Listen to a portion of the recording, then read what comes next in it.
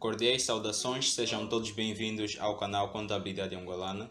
No vídeo de hoje, dando continuidade à nossa série de vídeos abordando sobre os princípios contabilísticos, e desta feita, no vídeo de hoje, iremos falar sobre o princípio da não compensação de saldos.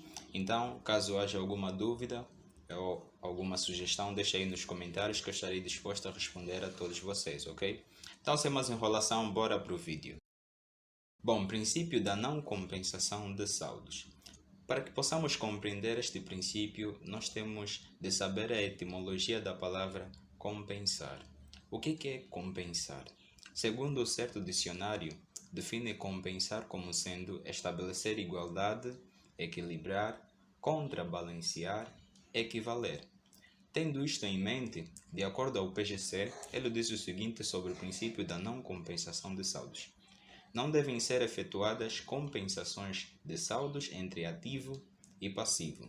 Vamos reformular esta definição do seguinte modo: não devem ser efetuadas contrabalanceamentos ou equilíbrios ou equivalências de saldos entre ativo e passivo.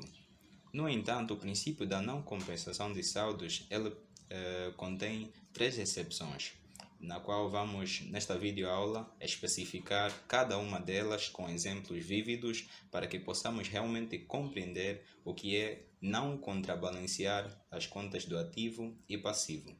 A primeira exceção do princípio da não compensação de saldos é a linha A, que eu coloquei aqui, que está também no PGC. Ela diz o seguinte: a apresentação das rúbricas no balanço pelo seu valor líquido de amortizações e provisões não é considerada uma compensação de saldos, assim como nós podemos ver aqui no PGC, segundo as alterações na estrutura do balanço.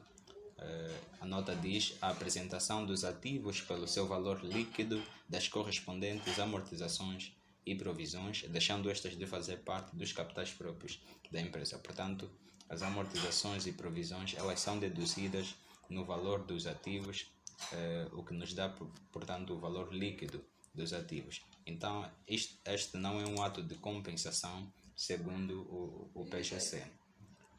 Bom, para que possamos compreender o primeiro exemplo desta exceção, nós precisamos recuar um pouco no tempo e ver aquilo que são as regras de movimentação de contas do ativo e do passivo. Segundo a regra de movimentação das contas, as contas do ativo, elas são debitadas pela extensão inicial e aumento de extensão. São creditadas pela diminuição de extensão, certo? As contas do passivo, elas são debitadas pela diminuição de extensão e creditadas pela extensão inicial e aumento de extensão. Bom, tendo isto em mente, vamos já agora ver aquilo que são compensações e aquilo que não são compensações. Vimos, segundo a primeira nota do PGC, que a apresentação da rúbrica no balanço pelo seu valor líquido de amortizações e provisões não é uma compensação de saldos. Vamos, portanto, propor um exemplo para cada uma dessas exceções. Dizer que somente as amortizações e provisões não são compensações de saldos. O restante é uma compensação de saldos, como por exemplo, clientes e adiantamentos ou fornecedores e adiantamentos. Vamos ver agora um exemplo para cada uma delas. Não é compensação. Amortizações. Por exemplo, se tivermos aqui o valor de amortizações acumuladas de 250 mil kwanzas, certo? E aqui temos a viatura. Bom, um crédito tem seu débito. Esta, portanto, por ser uma conta do passivo, por ter as características do passivo, elas são creditadas pela extensão inicial e aumento de extensão, certo? Então, a conta 18 é uma conta que tem as características de conta do passivo. Então, aqui temos uma conta do passivo e aqui temos uma conta do ativo, certo? Portanto, a apresentação da rúbrica no balanço, portanto, da viatura pelo seu valor líquido de amortizações, não é considerada uma compensação de saldos. Então, se aqui temos o valor inicial de 4 milhões, nós simplesmente podemos pegar nesses 4 milhões e deduzir tão logo o valor das amortizações acumuladas. o que ficar-nos a com, temos aqui 4 milhões menos 250 mil. Isso ficar-nos com 3 milhões 350, certo? 350. Este processo que nós fizemos aqui de retirar diretamente seria uma compensação de saldos, porque tentaríamos equilibrar os saldos correspondentes do passivo e do ativo.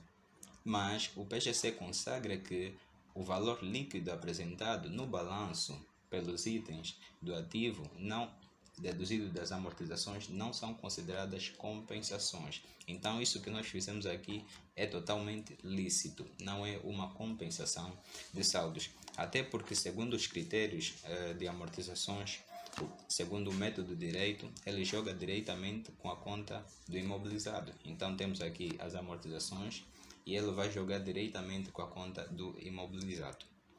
Então isto não é uma compensação de saldos. O que acontece é a mesma coisa com as provisões. Se, por exemplo, tivermos aqui uma provisão de 5 mil,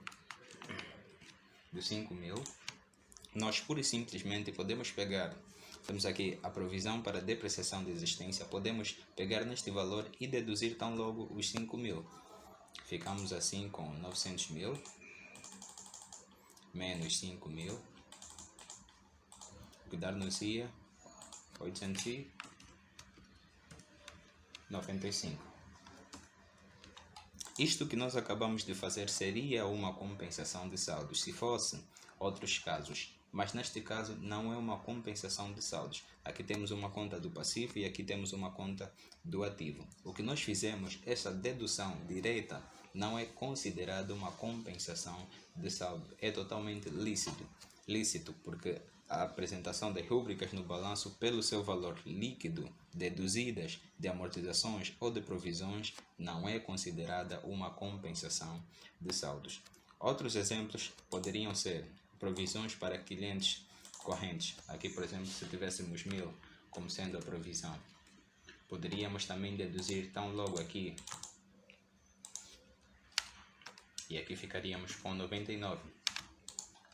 Poderíamos fazer isso, não seria uma compensação de saldos, mas atenção que é só nos casos de termos amortizações e provisões. Só esses casos são específicos. Os outros já seriam consideradas compensações de saldos, o que não pode ocorrer. O princípio da não compensação de saldos. Não devem ser efetuadas compensações de saldos entre ativo e passivo.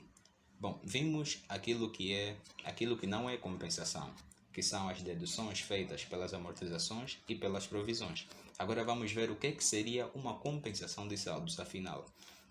Bom, temos aqui a conta de 31.9 clientes saldos devedores, adiantamentos, por exemplo, de 20 mil kwanzas. Aqui também poderia ser de 20 mil kwanzas. Vamos colocar aqui.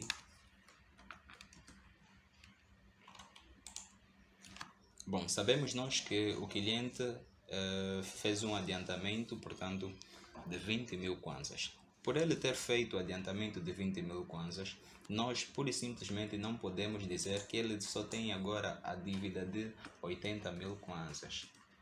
Não podemos simplesmente chegar aqui na conta do cliente e deduzir tão logo o valor que ele fez do adiantamento, dizendo que a nossa dívida para com ele agora é só de 80 mil kwanzas. Isso está errado. Isso seria uma compensação de saldos, o que não pode haver compensações de saldos entre contas do ativo e passivo. Lembrar que aqui os saldos são devedores, portanto aqui os saldos são devedores, então esta é uma conta do passivo, porque elas são creditadas pelos aumentos e elas são debitadas pelas diminuições de extensão. Então a 31.9.1 clientes saldos devedores e adiantamentos é uma conta do passivo, e esta aqui, clientes correntes, é uma conta do ativo. Então, se fizéssemos essa redução direta, seria uma compensação de saldos, o que não pode ocorrer. Então, aqui é mesmo 100 mil kwanzas, e aqui nós iríamos colocar mesmo no lado do passivo no balanço, ok? Não podemos deduzir tão logo dizer que a nossa dívida agora é só de 80 mil kwanzas. Isso está errado. Isso seria compensar. Bom, outro exemplo seria também a conta de fornecedores, saldos credores. Desculpa. Saldos credores. Por exemplo, nós temos aqui, as contas do ativo são debitadas pelos aumentos de extensão. Então, se temos aqui 20 mil kwanzas numa 32.9, não podemos dizer que 32 é uma conta do passivo. Não, pelas características da conta, ela é uma conta do ativo, ok? Então, aqui é uma conta do ativo, 32.9.1. Então, se esta é uma conta do ativo, 32.1 é uma conta do passivo, porque elas creditam-se pelos aumentos de extensão. Então, se temos aqui 20 mil kwanzas, nós não podemos dizer que agora a nossa dívida para com o fornecedor será de, por exemplo, 724 mil.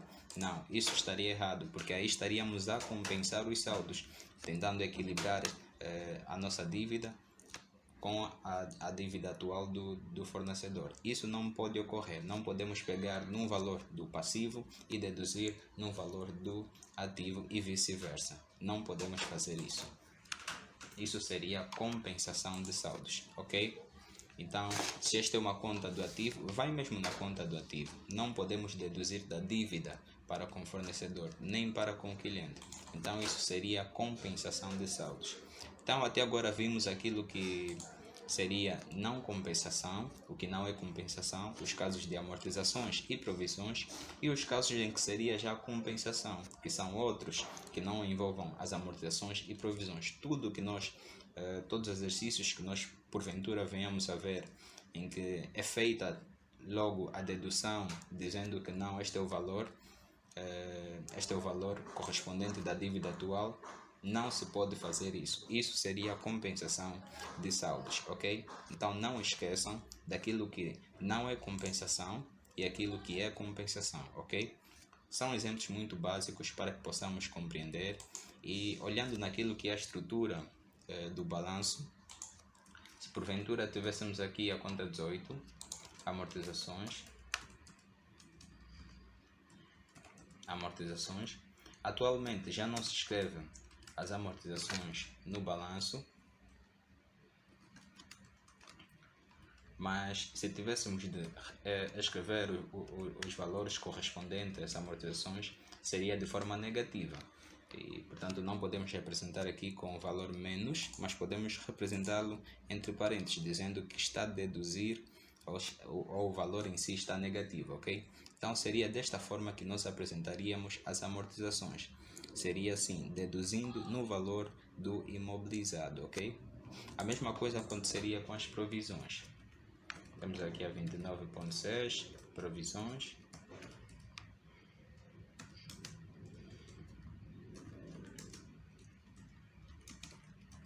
Para depreciação de existência, ok? Também colocaríamos de forma negativa o seu valor, ok? E, portanto, aqui a provisão para depreciação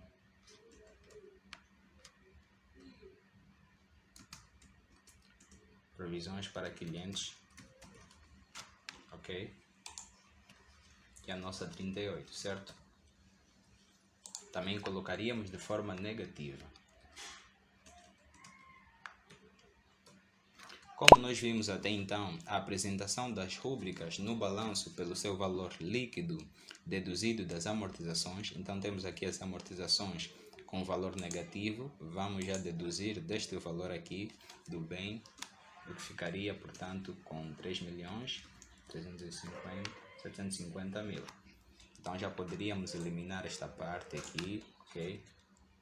Eliminamos essa parte. E aqui as provisões. A apresentação das rúbricas no balanço pela redução das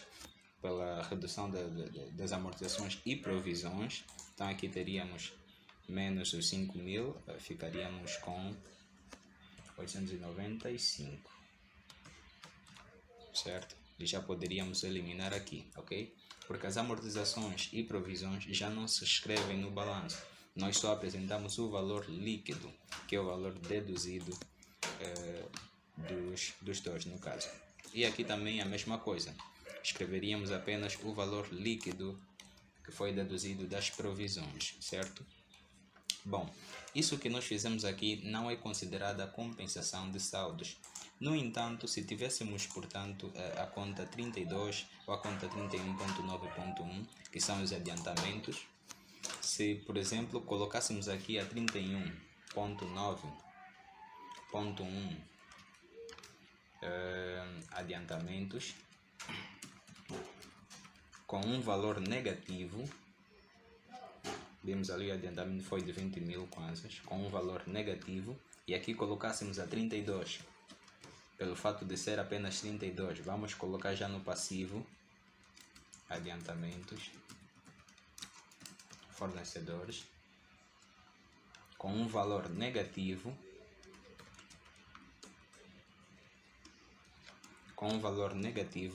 isso seria compensação de saldos, o que não pode ocorrer. Não podemos compensar os saldos do ativo, nem compensar os saldos do passivo. Não se pode fazer isto, ok? Esta conta 31.9.1 tem características de conta do passivo, então ela deve ser alocada na respectiva classe do passivo. Não devemos colocar aqui no ativo dizendo que o valor, pelo fato de ser um adiantamento, será um valor negativo, ou simplesmente também tentar deduzir aqui no valor, estaria errado, ok? Isso seria compensação de saldos. Então nós devemos colocar a sua respectiva conta na sua classe, que é do passivo. Então aqui seria clientes, adiantamento clientes 31.9.1, e não é valor negativo, já que ela tem características de conta do passivo, ela vai mesmo com o seu valor total, ok? Não deduzindo, vai mesmo os 20 mil kwanzas. E aqui a mesma coisa, fornecedores.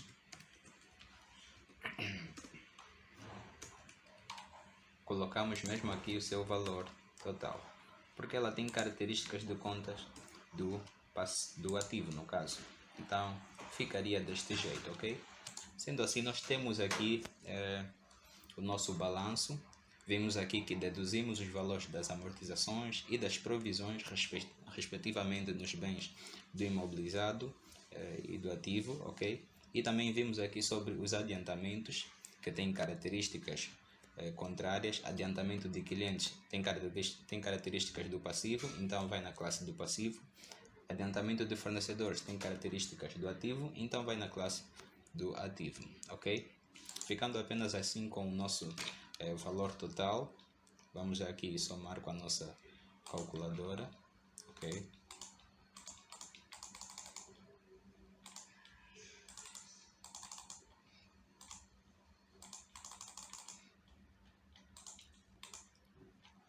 $4.764.000.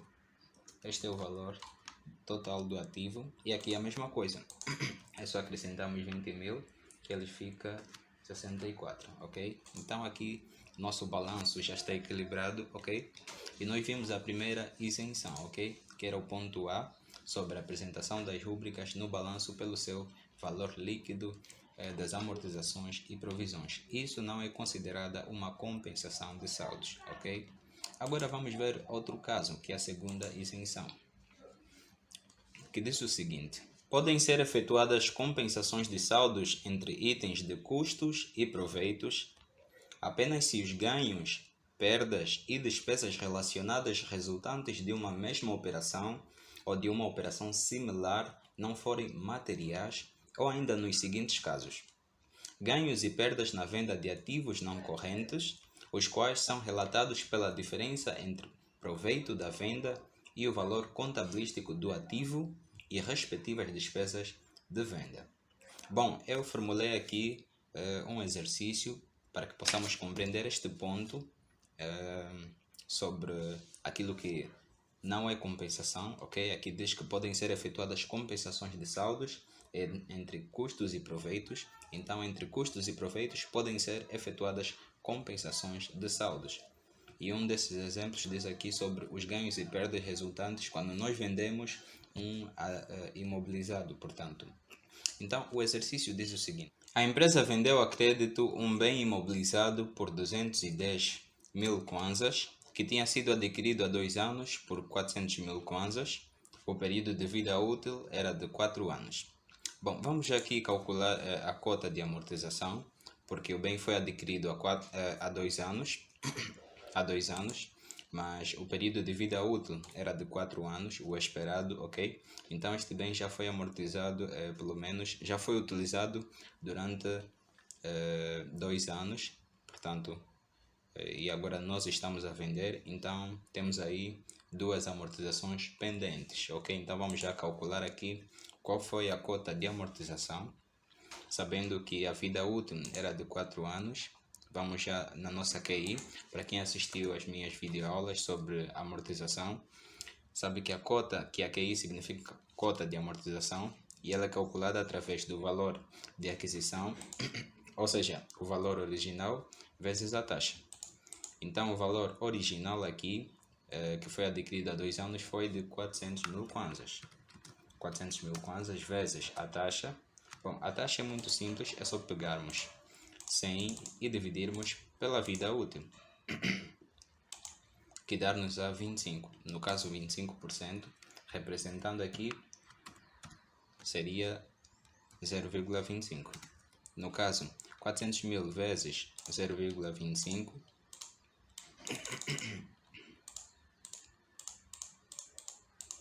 100 mil kwanzas.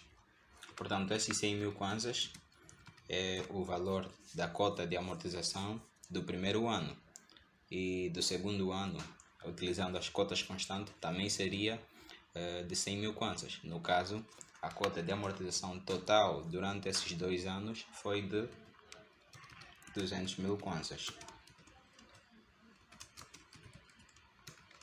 certo? Bom, tendo isto em mente, podemos já realizar aqui esta operação, que diz que vendemos a crédito, ou seja, a prazo, um bem imobilizado por 210 mil kwanzas. Então, vamos já aqui reter os nossos razonetes. O valor do imobilizado, a data de aquisição, foi de 400 mil kwanzas. As amortizações acumuladas durante os 2 anos foram de 200 mil kwanzas. E, portanto, se vendemos a crédito, quer dizer que a entidade que comprou, ou a pessoa, ainda não efetuou o pagamento. Então já registramos aqui já fizemos aqui quase todos os registros, identificando aqui o valor de aquisição, as amortizações acumuladas e o valor da venda. Bom, aqui diz o seguinte: podem ser efetuadas compensações de saldos entre custos e proveitos nos seguintes casos: ganhos e perdas na venda de ativos não correntes, os quais são relatados pela diferença entre o proveito da venda e o valor contabilístico do ativo e respectivas despesas de venda. Isso tudo nós vamos registrar aqui, se portanto houve algum ganho ou não, ok? Mas é importante primeiramente retermos uma informação imprescindível sobre a regra de movimentação de contas de proveitos. No caso, as contas de proveitos, elas são creditadas pelos proveitos, no caso, e elas são debitadas pelas devoluções e pelas transferências. Isso no final do exercício, a transferência nas contas, portanto, de resultados, ok? Então aqui nós pretendemos, na verdade, apurar qual será o nosso ganho ou o proveito que nós obtemos desta venda, ok? Então, para isso, nós precisamos transferir este valor aqui para a respectiva conta 68, que são os ganhos em imobilizações corpóreas, a fim de apurarmos se realmente houve um lucro ou não. Então, aqui seria 200 mil,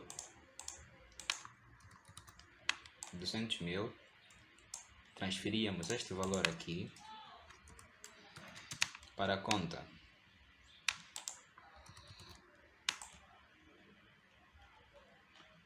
68. Portanto, está a crédito, transferimos a débito, vai a crédito outra vez. E a contrapartida deste lançamento aqui é na conta 68.3.1 ganhos, ok? E aqui, portanto, a contrapartida dele, faríamos a transferência deste valor na respectiva conta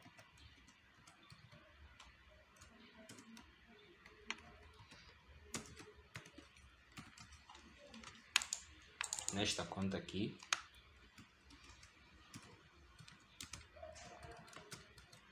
$400.000, ok?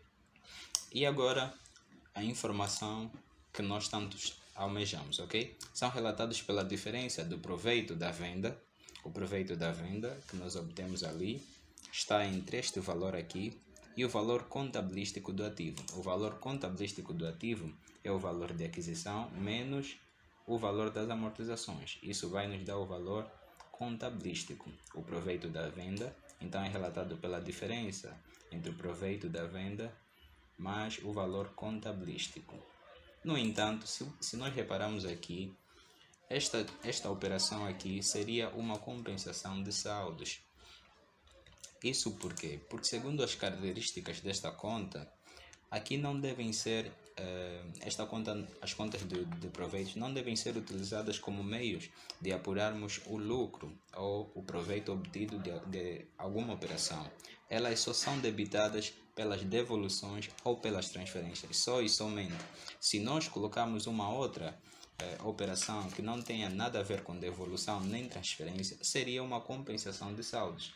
Aqui é a mesma coisa, elas são creditadas pelos proveitos, mas se nós repararmos aqui, as amortizações colocamos a crédito, não são proveitos.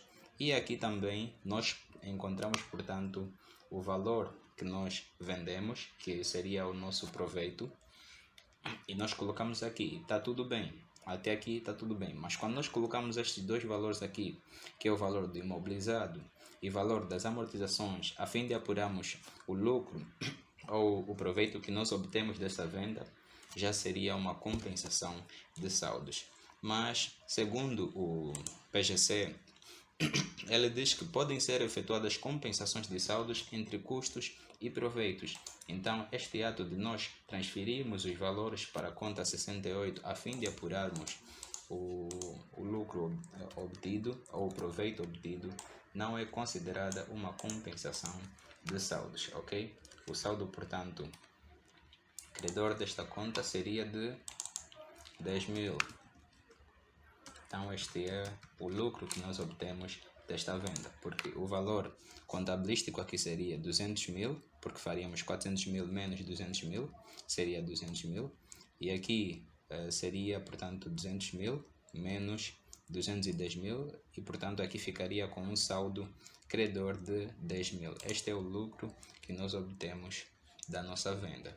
Portanto, esta operação em si não é considerada uma compensação de saldos, segundo o ponto destacado no PGC, ok? Então, este foi um dos exemplos para a compensação de saldos sobre os custos e proveitos. E vamos para o último caso, que é a última linha do PGC, sobre o princípio da não compensação de saldos. Despesas recuperadas através de um acordo com uma terceira entidade, por exemplo, o subarrendamento, as quais são relatadas pelo valor líquido dos proveitos obtidos. Se nós repararmos, essa é a continuação, este é o ponto A e aquele é o ponto B. Portanto, podem ser efetuadas compensações de saldos entre custos e proveitos. Na linha A, nós vimos sobre os ganhos e perdas na venda de ativos, e aqui agora vamos ver nos seguintes casos em que nós recuperamos despesas através de um acordo com uma outra entidade, como por exemplo os subarrendamentos.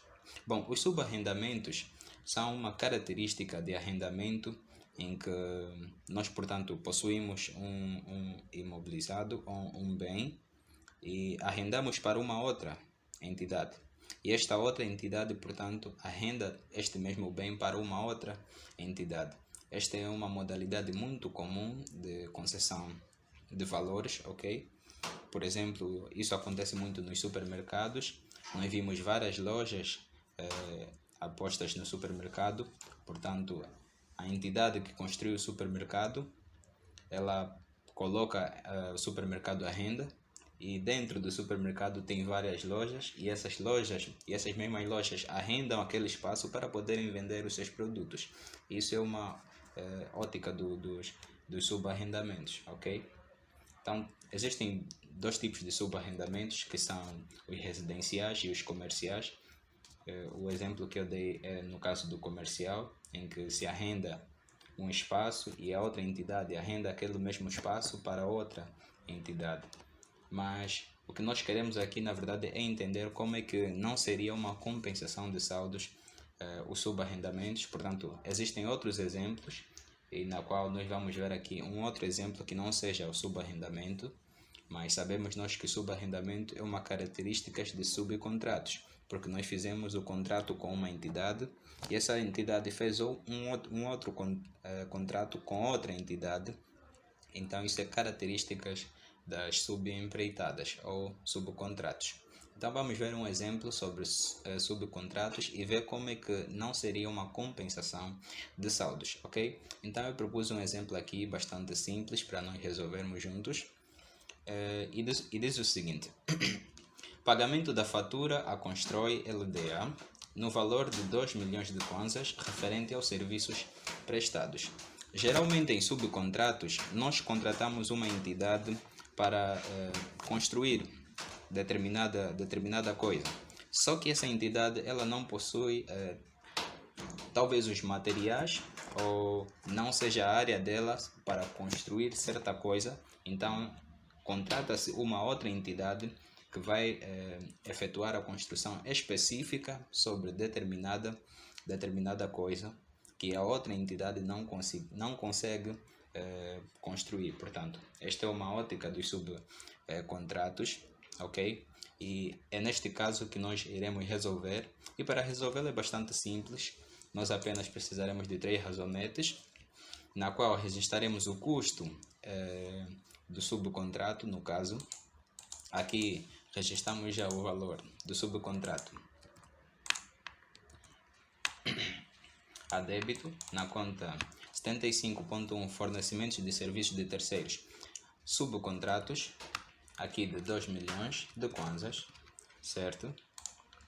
E aqui nós iríamos colocar o valor que nós, portanto, pagamos para que a outra entidade ou empresa completasse a obra que a outra entidade não consegue completar, ok?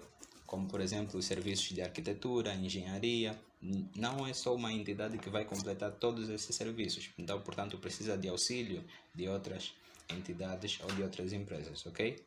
Bom, este lançamento aqui está tudo bem, parece, mas segundo a lei 19/14, vamos ter só uma olhadela aqui no Diário da República, a lei número 19/14 de 22 de outubro, sobre as subempreitadas ou sobre os subcontratos. Diz o seguinte: a taxa efetiva de tributação das empreitadas, subempreitadas, ou seja, subcontratos, e prestação de serviços nos termos da Lei nº 7/97, de 10 de outubro, mantém-se para o exercício fiscal de 2014 em 3,5% e 5,25%, consoante se trate de empreitadas, subempreitadas e prestações de serviços, respectivamente, ok?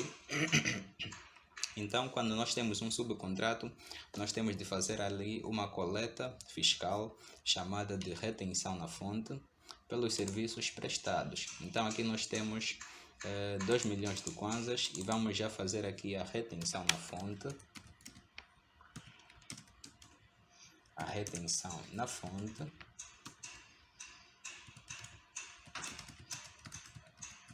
da coleta pertencente ao Estado, ok? Então aqui seria 2 milhões vezes o valor das subempreitadas, que são de 3,5%, certo? Portanto, o valor da retenção na fonte seria aqui igual a...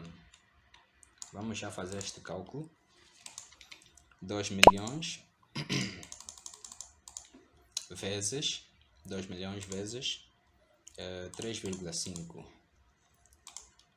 a dividir por 100.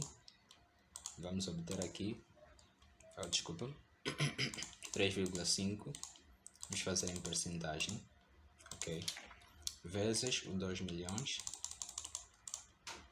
ficamos aí com 70 mil kwanzas como o imposto que nós devemos reter, ok, e pagá-lo ao Estado. Então aqui nós colocaríamos os 70 mil kwanzas, ok? Agora lembra só o seguinte, a 34 é uma conta do passivo, então portanto ela acredita-se pelos aumentos. A 43 ela é uma conta do ativo e vimos que só em casos de amortizações e provisões é possível fazermos a redução direta de certa coleta. Temos aí as amortizações, reduzimos diretamente no valor dos bens. Temos aí as provisões, reduzimos diretamente no valor da dívida. Mas aqui neste caso, nós faremos uma retenção na fonte, ou seja, iremos retirar diretamente a coleta que nós devíamos pagar e retirar a percentagem do Estado. Este ato aqui seria uma compensação de saldos, certo? Porque estamos aí a compensar os saldos do ativo com os saldos do passivo. Isso seria uma compensação de saldos. Mas, segundo a nossa informação, as despesas recuperadas através de um acordo com uma terceira entidade, em casos de subarrendamento, subcontratos, as quais são relatadas pelo valor líquido dos proveitos obtidos, o valor líquido dos proveitos obtidos, ou seja, o valor menos os impostos, então isso não seria considerado uma compensação de saldos, segundo a nota do PGC, ok? Então aqui vamos fazer a retenção na fonte deste valor, já não vamos pagar 2 milhões, mas vamos pagar aí menos, ok? Vamos pagar aí 1.970.000 kwanzas, porque já retiramos a coleta do Estado, para assim podermos efetuar o pagamento. Isto aqui não é considerada uma compensação de saldos, que é uma das exceções propostas pelo PGC, ok? Então vimos aqui até então aquilo que não é compensação e aquilo que é compensação. Vimos os casos de amortizações e provisões, clientes e adiantamentos.